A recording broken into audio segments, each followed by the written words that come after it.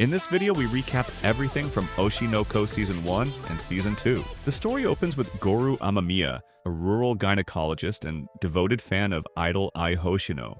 One of his patients, terminally ill Serena Tendoji, shares this admiration and dreams of being reborn as a star's child. After Serena's death, years later, Ai, secretly pregnant with twins, arrives at Goru's hospital. Despite being only 16, she's determined to keep her pregnancy hidden and continue her career. Goru agrees to help. On the night Ai gives birth, Goru is killed by a stalker obsessed with her.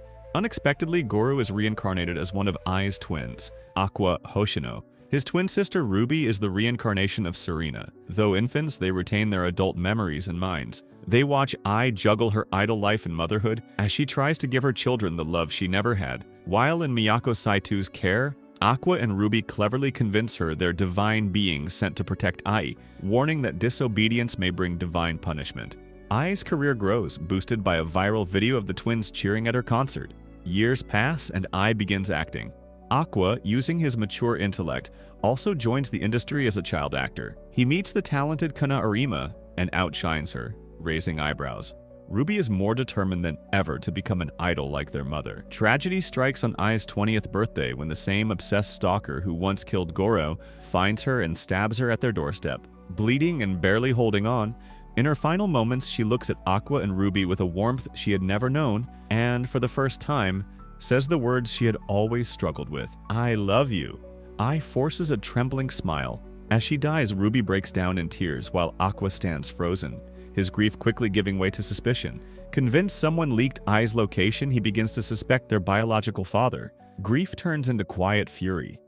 Years later, Ruby pursues becoming an idol like her mother, while Aqua quietly hunts the truth behind Ai's death. Aqua and Ruby are now teenagers in high school. Meanwhile, Aqua, wary of the industry's darker side, secretly sabotages some of Ruby's early auditions to shield her from its dangers. Despite Aqua's interference, Ruby's passion and persistence catch the attention of a small underground idol agency.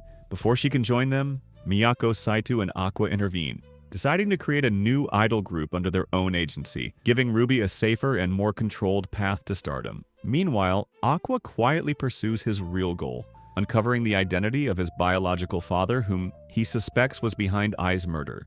To get closer to the industry's inner circle, he works as an apprentice to a film director and strategically enrolls in the prestigious U2 High School, renowned for producing top entertainers.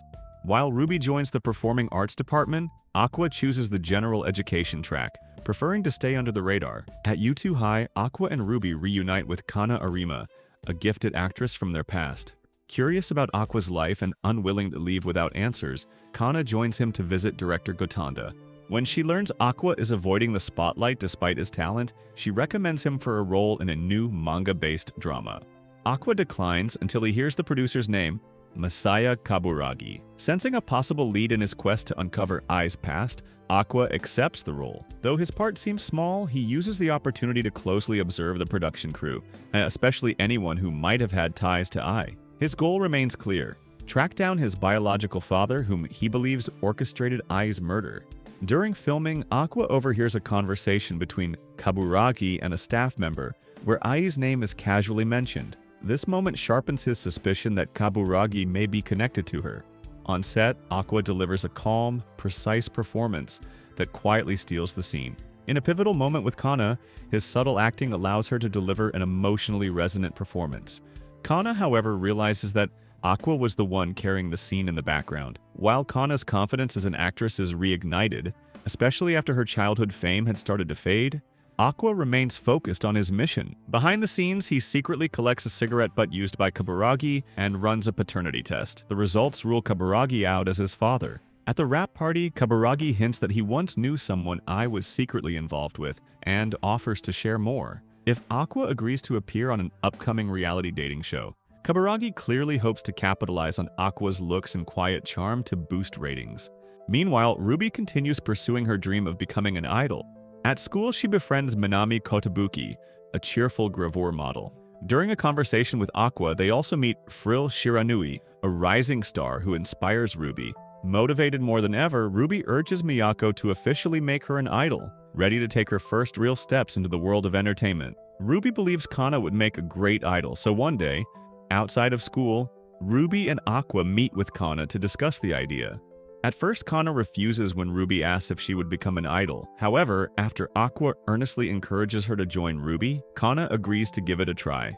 Meanwhile, Aqua officially joins the reality dating show Love Now. He uses the show as a cover to delve deeper into the entertainment world and investigate Ai's past connections. As filming begins, Aqua quickly realizes just how scripted the reality really is. Most emotional moments are staged, and the cast members face constant pressure to perform for the cameras. Kana introduces Ruby to ego surfing, the practice of monitoring and managing one's online image, and stresses how crucial it is for idols to carefully control public perception. For Ruby, this is an eye-opening lesson about the ruthless and complex world she is about to enter. Later, Ruby and Kana meet Pieon, a famous fitness YouTuber affiliated with Strawberry Productions. Together, they create a collaboration video, officially announcing their new idol group's name, B Komachi. After filming Love Now, the cast dines together, masking tension. Akane Kurokawa, a quiet actress with little screen time, struggles under agency pressure, fearing she'll be forgotten if she doesn't break through soon. Akane becomes desperate to make an impression. In a heated, unscripted moment during filming, she slaps Yuki and accidentally scratches her face. Though Yuki brushes it off, the show's editors twist the footage to frame Akane as violent and unstable. What follows is brutal. Social media erupts with hate. Threats, insults, and accusations pile in by the second. Akane, already stretched thin, is consumed by guilt and shame. Her confidence shatters. Isolated and cornered, she begins to believe the world would be better without her. Late at night, she quietly disappears. But Aqua, sensing something was wrong in her behavior earlier, searches for her and finds her just in time. The sight of Akane collapsed and trembling pushes Aqua into action. He holds her, reminding her that she doesn't have to bear everything alone. The incident shakes the entire cast. Kana warns Ruby, in showbiz, fame elevates and crushes. Many, like Akane, suffer in silence. Aqua and Akane questioned at the police station, while the other cast members react in stunned disbelief. Though Aqua encourages her to leave the show and focus on healing, Akane surprises everyone. She chooses to stay, determined not to run away from the public eye no matter how bruised she is. Instead of letting the scandal die, Aqua strikes back. He leaks Akane's suicide attempt to the press, halting production. Then he teams up with his castmates to gather behind-the-scenes footage and create an emotional soundtrack. They edit everything into a montage showing their support for Akane and sharing real moments. The video explodes online, turning hate into sympathy for Akane. After Aqua describes his ideal woman, Ai, Akane studies her carefully and returns to the show with a stunning performance, perfectly embodying Ai Hoshino's warmth and grace, impressing the entire cast, including a stunned Aqua. During filming, Aqua and Akane deepen their on-screen relationship. To close the narrative arc, the producers stage a dramatic comeback scene, a kiss between Aqua and Akane on camera. The moment goes viral, and in the eyes of the world, they become a couple. Perfect for ratings. Later, at the show's after-party, Kaburagi quietly pulls Aqua aside and invites him to a private dinner. Over sushi, he reveals a crucial clue. Years ago, he knew someone Ai was secretly involved with. He also mentions that Ai once trained at the La La Lai Theater Company, a place where something about her changed, possibly even when she met the twins' father. Kaburagi offers to introduce Aqua to the theater company's leader. To investigate further, Aqua accepts a role in a stage play connected to Ai past. At the end of the after-party, Aqua and Akane talk about their relationship and agree to keep it strictly professional. Back from the party, Memcho confides in Aqua about a long-abandoned dream. She once wanted to become an idol, but life got in the way. Hearing this, Aqua offers her a second chance to join the new B Komachi with Ruby and Kana. Aqua takes Memcho to Miyako and fabricates a younger identity so she can join the group. They soon learn her story. Raised by a single mother, Mem gave up her idol dreams to care for her ill mom and younger brothers. By the time her family was stable, she was over the age limit for auditions, so she turned to social media, posing as a high school girl to keep her dream alive. Hearing her story, Ruby and Kana are moved, and all three agree to officially form the new idol group, B Komachi. As they prepare for their first live performance, Kana is overwhelmed with insecurity, feeling outshone by Ruby's energy and Mem's charisma. Ruby reassures her, helping Kana overcome her doubts and embrace the joy of performing. As B Komachi gears up for their first live performance, a friendly rivalry brews over who should be center. Though Ruby and Memcho both want the role, but after hearing Kana's old singles, they agree she's the most talented choice. Still, Kana hesitates. Past failures have left her insecure and afraid of holding the group back. While Ruby and Memcho encourage her, doubts linger. To prepare, Pyeon returns with intense training. Ruby and Memcho improve quickly, while Kana struggles. Pyeon eventually pulls her aside for a heartfelt talk, and his unexpected kindness begins to break down her walls. Unaware he's actually Aqua in disguise. The night before the show, Ruby admits she's nervous too, reminding Kana they're in this together. On the day of the Japan Idol Festival, nerves weigh heavily on Bikamachi. Together, Bikamachi launches into their debut performance. Kana, especially, is gripped by anxiety, her past failures echoing in her mind as she faces the roaring crowd. But then, through the blinding stage lights, she catches a glimpse of Aqua in the audience, quietly holding glow sticks for all 3 members. That small, silent gesture hits her harder than any words. Her fear softens. Encouraged by Aqua's support and the bond she shares with Ruby and Memcho, Kana steadies herself. With newfound confidence, she takes center stage, synchronized, radiant, and full of heart. The audience, swept up in their energy, is left mesmerized. After the show, Miyako casually probes Aqua about his relationship with Akane, mentioning how close they appeared on Love Now. Aqua brushes it off as strictly professional, but Kana overhears and quietly nurtures a spark of hope about her own feelings for him. Meanwhile, Memcho is quick to notice Kana's crush. The season finale closes as Akane accepts a role alongside Aqua in the upcoming stage play adaptation of Tokyo Blade. They learn that Kana has also been cast, immediately sparking a tense rivalry, both professionally and for Aqua's attention. The renewed casting excites producer Reida, who recognizes the compelling dynamic between Kana and Akane and looks forward to how their rivalry will play out on stage. Backstage, Ruby visits their mother Ai's grave, while Aqua silently renews his promise. He will find and expose their biological father, the man he holds responsible for Ai's death. The story continues with the start of a new production, Tokyo Blade, a stage play starring Aqua, Kana, and Akane in the lead roles, alongside some new characters, Taiki Himekawa, Sakuya Kamoshida, and Melt Narushima, whom we already met during the filming of I'll Go With Sweet Today. For Aqua, it's another calculated step in his investigation, not a return to acting. Kana plays Tsurugi, the strong-willed female lead, while Akane is cast as her rival, Saya. Their on-stage tension mirrors their real-life rivalry, raising both stakes and performances. During rehearsals, the cast meets Abiko Samajima, the original mangaka of Tokyo Blade. Her passion borders on obsession, and she is deeply dissatisfied with the script, rejecting all compromises and changes. Despite director Goa's efforts, Abiko insists that only she can preserve her vision and demands to rewrite the script. As a result, Goa's script is thrown out. Akane takes Aqua to a 2.5D stage play, since Aqua has never seen one before, giving him a new appreciation for live theater. After the show, they meet Raida, and Aqua tells him that Abiko might not be able to write the script alone.